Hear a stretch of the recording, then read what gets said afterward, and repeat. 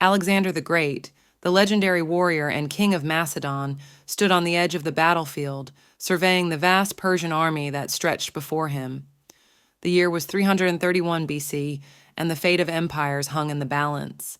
Alexander, known for his unparalleled military genius and insatiable ambition, had already carved a path of conquest across the known world. His eyes, sharp and determined, scanned the horizon as he planned his next move. His trusted horse, Bucephalus, stood beside him, sensing the tension in the air. The Battle of Gaugamela was about to begin, and Alexander knew this was his moment to strike a decisive blow against the Persian king, Darius III. He had carefully chosen this battleground, a flat expanse where his phalanxes could maneuver with deadly precision. The Persian forces vastly outnumbered his own, but Alexander's men were seasoned warriors, loyal and inspired by their leader's courage and vision. As dawn broke, Alexander addressed his troops, his voice ringing with confidence. "Today we fight not just for victory, but for glory. Remember, it is not the size of the army that determines the outcome, but the strength of the heart and the sharpness of the mind.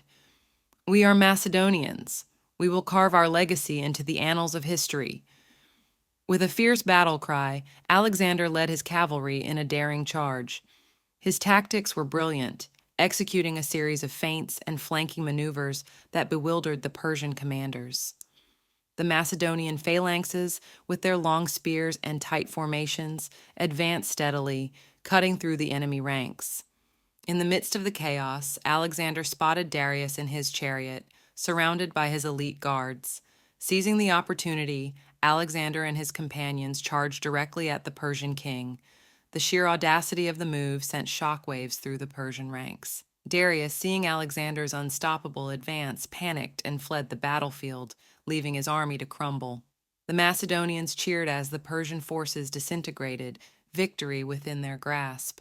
Alexander had not only won the battle, but had effectively ended Persian dominance. He stood triumphant, his face smeared with sweat and dust, but his eyes gleaming with the realization of his dream, an empire stretching from Greece to the edges of India. Alexander the Great, the warrior king, had proven once again that his courage, intellect, and relentless drive were unmatched.